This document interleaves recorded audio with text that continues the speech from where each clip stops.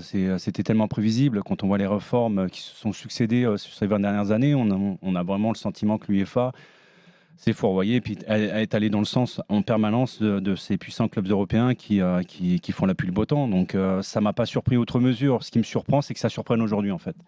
De se dire que il faut qu'on mette les doigts dans la prise pour savoir que le courant fait mal, quoi. Alors que tout le monde sait que ça fait mal. Mais le problème, c'est qu'il faut être confronté à la situation pour réagir. C'est toujours pareil, quoi. Il faut toujours qu'on nous mette le nez dans le cambouis pour que d'un seul coup les gens réagissent. Alors que ça fait des années que cette rumeur, elle s'amplifie, et boum, elle tombe. Voilà, aujourd'hui, et tout le monde fait les étonnés, alors que moi, je suis pas du tout étonné.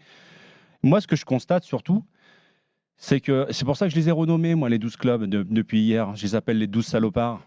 On va faire référence au film, le western. Ou alors, tu peux également faire une référence aussi aux inconnus, quoi, les frères qui rappent tout, quoi. C'est à l'image tellement du monde dans lequel on vit aujourd'hui, où ces puissances qui bouffent quasiment la plupart du gâteau ne veulent surtout plus laisser les miettes qui tombent parce qu'ils ont l'impression qu'ils se nourrissent, qu'ils se vampirisent de ça en permanence. Moi, ce que je constate surtout, c'est que la majorité de ces clubs-là, quand tu regardes l'actionnariat, quand tu regardes les présidents qui sont derrière tout ça, majoritairement, ils sont tous hors Union européenne. Tous veulent changer le modèle européen qui est basé sur quoi? Sur le mérite sportif.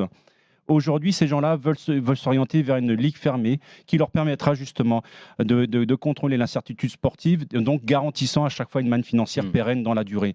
C'est ce que je dénonce depuis des années. Aujourd'hui, on est en plein dedans. Quand je vois ce qui se passe, la majorité des acteurs du football, de la classe politique, l'hypocrisie de la classe politique quand même.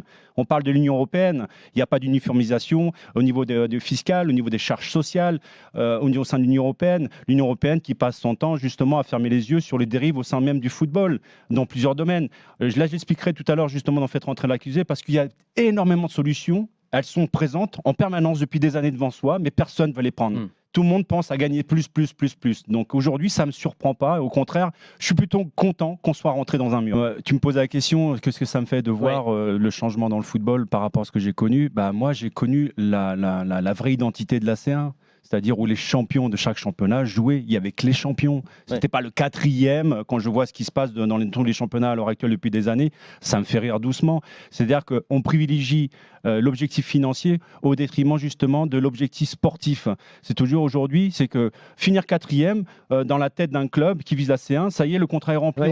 On s'en fout de savoir si on va gagner des titres. Donc, et puis les doubles confrontations. Quand on a vu les deux confrontations contre entre Paris et Bayern, moi je suis ravi. Il y a du spectacle, il y a de l'incertitude parce que les joueurs savent très bien qu'ils jouent sans filet, que derrière, s'ils ratent leur match, il n'y a quasiment aucune chance de rattraper une qualification derrière. Donc quelque part, c'est ça qui nous fait, entre guillemets, bander, quoi, en regardant un match de foot. C'est cette incertitude en permanence qui se dit que ça nous prend les tripes, quoi. Du côté émotionnel, on se sent vivre devant la télé. Aujourd'hui, ils sont en train de tuer le foot. Si tu rajoutes à ça la VAR qui nous tue d'un point de vue émotionnel, tout ce qui se passe dans un match, si tu enlèves en plus le public depuis un an, aujourd'hui, c'est la cerise sur le gâteau. C'est-à-dire qu'ils nous flinguent le football pour de vrai, quoi.